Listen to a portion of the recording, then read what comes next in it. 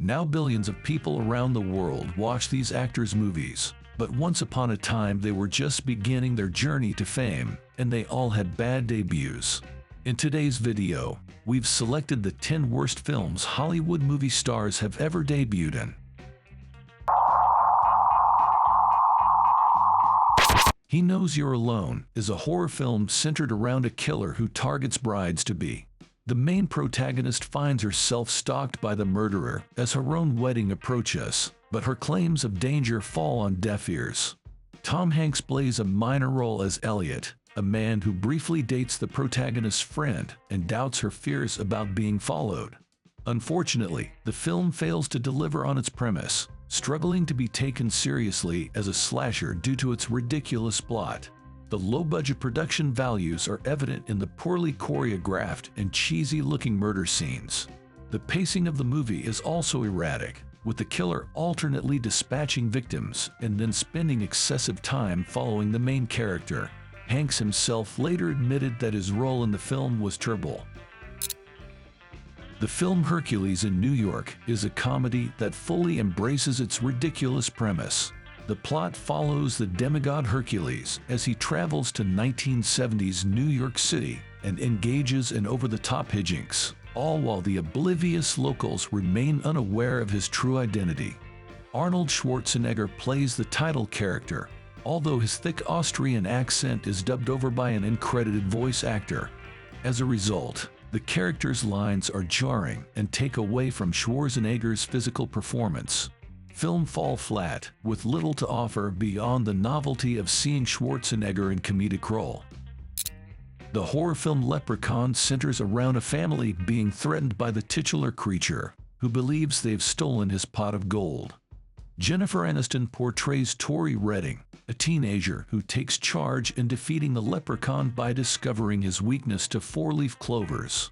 However, the film's campy tone and over-the-top acting prevent it from being taken seriously as a horror movie. The creature's wise cracks and the bizarre premise contribute to the film's comedic value, leading it to be classified as a so-bad-it's-good movie. Carbon Copy follows the story of a white man who discovers that he has a black son who is already an adult. The revelation shakes up his life and forces him to choose between accepting his out-of-wedlock son or maintaining his reputation. Denzel Washington plays the role of Roger, the son who sets the plot in motion. However, the film suffers from a predictable plot that relies heavily on racial stereotypes for cheap laughs. The characters spend most of their time making jokes about a white man with a black son, which quickly becomes tiresome. Although there are attempts to bring some depth to the story later on, the overall juvenile tone of the movie makes it difficult to take seriously. The Dark Side of the Sun follows Rick, a young man with a rare condition that renders him vulnerable to sunlight, as he travels to Croatia in search of a cure. When his quest proves fruitless, Rick decides to embrace his fate and live his remaining days to the fullest. Brad Pitt plays the lead role, appearing in every scene as the movie chronicles Rick's journey. However, despite its unusual premise, the film fails to deliver on its attempts at drama, and Rick's condition often feels more like a gimmick than a genuine medical issue. The timeline of his disease progression also seems implausible at times. Pitt's performance in the film earned him only $1,523, despite beating out 400 other actors for the role. The Dark Side of the Sun was only partially released, and its poor reception is widely acknowledged by the actor.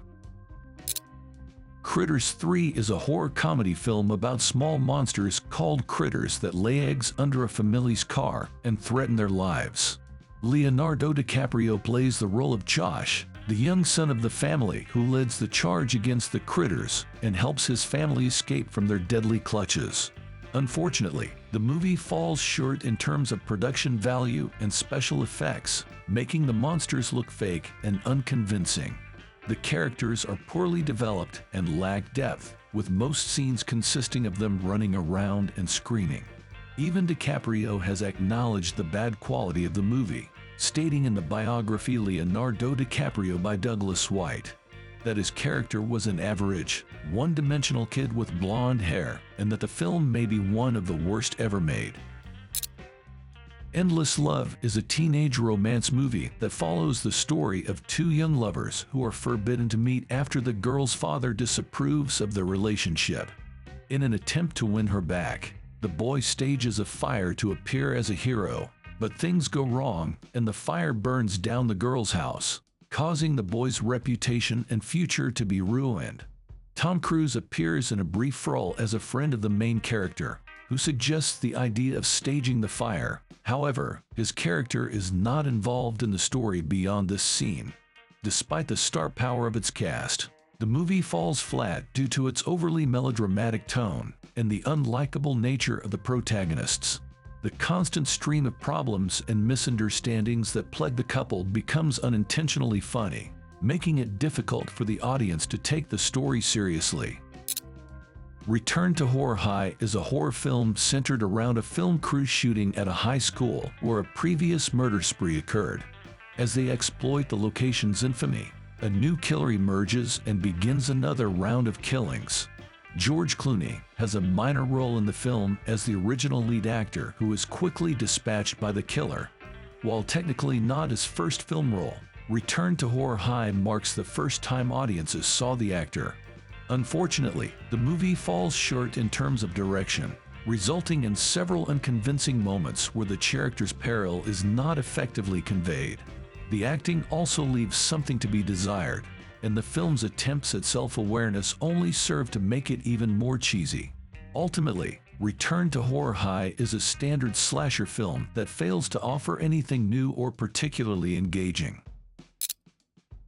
National Lampoon's Senior Trip follows a group of dim-witted high school students who are sent to the White House as part of a prank orchestrated by a senator to discredit the president. Jeremy Renner plays the lead role of Mark Dags D'Agostino, in a departure from his usual serious roles. Unfortunately, the film is filled with juvenile humor that becomes tiresome after a while. The characters' immature behavior, especially that of the main protagonists, is frustrating to watch. The lack of character development also doesn't help, and the craziness only intensifies as the film nears its end. In the movie North, a young boy decides to divorce his parents and must find new ones before being sent to an orphanage. Throughout the summer, he tries out various families in search of the perfect fit. Scarlett Johansson makes a small appearance as Laura, one of the children in the Nelson family who takes a liking to the main character. However, North is widely regarded as one of the worst films of all time. The absurd premise is compounded by bizarre plot elements such as North's parents being displayed in a museum in a catatonic state. The main character comes off as unsympathetic, and the film fails to elicit any emotional investment from the audience. The entire movie feels like a forced and desperate attempt at humor, resulting in a tedious and forgettable experience.